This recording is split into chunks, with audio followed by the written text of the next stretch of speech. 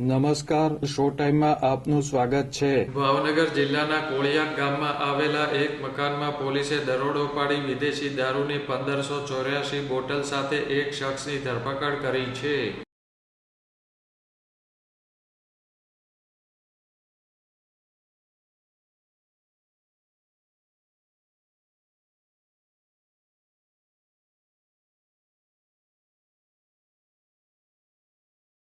LCB પોલીસને બાતમી મળી હતી કે કોળિયાક ગામમાં નિષ્કલંક મહાદેવ મંદિર તરફ જવાના રોડ પર આવેલ એક મકાનમાં વિદેશી દારૂનો જથ્થો ઉતારવામાં આવ્યો છે.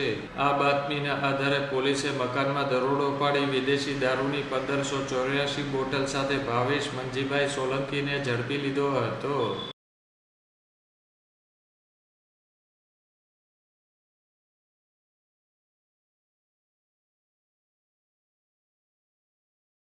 પોલીસે રૂપિયા 2,60,000નો મુદ્દામાલ કબજે કરી કાયદેસર કાર્યવાહી હાથ ધરી છે.